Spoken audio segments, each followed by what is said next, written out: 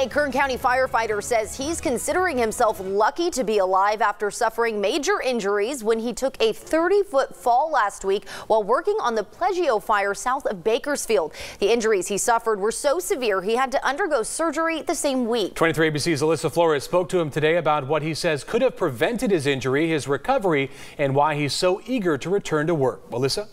Yeah, Tim, Jessica, Carl Pearson tells me that this is the greatest pain he has ever experienced. He says, well, he's frustrated because he feels the accident could have been prevented. One of the most difficult parts is knowing he can't help battle the deadly fires burning in Northern California right now.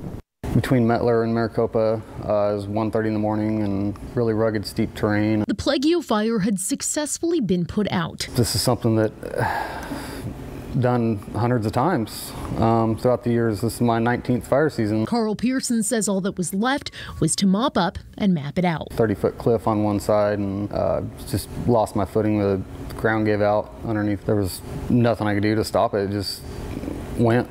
It was just a split second.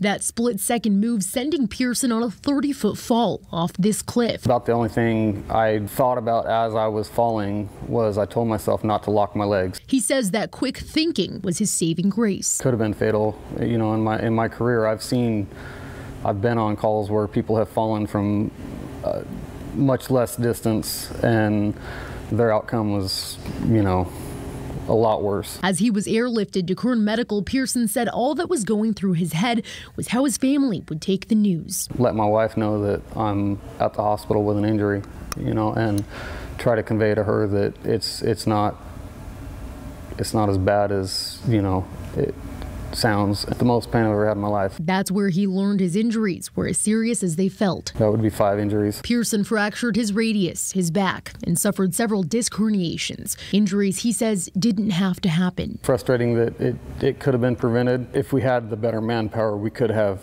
mapped it at a better time when it's safer. According to the Kern County Firefighters Union, Pearson was the 8th KCFD firefighter to be injured in July. Injuries they attribute to doing more with less. We need to study how and why this is happening. While the crew was properly staffed the night of his injuries, he says the new normal in the department is for mapping of fires to be done immediately. You know, the financial constraints that we're in, you know, it's important and imperative to figure out whose jurisdiction this fire is. Pearson says he's hopeful his injury will be a learning opportunity for the department.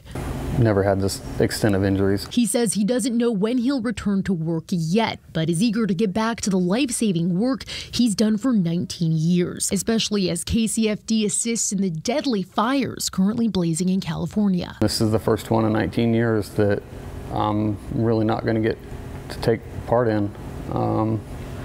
You know, as a firefighter, we feel morally obligated to go and help in these times like this. And I'm basically laid up while all this is taking place, and there's nothing I can do about it. We spoke to KCFD's Fire Chief Brian Marshall last week after the accident happened, and he said that the crew working the fire was fully staffed and the department shortages didn't play a factor in Pearson's injury. Meanwhile, Pearson says he's spending his downtime with his wife and 3 kids. He's undergone 1 surgery and is waiting for his neurologist to determine whether he'll need additional surgeries.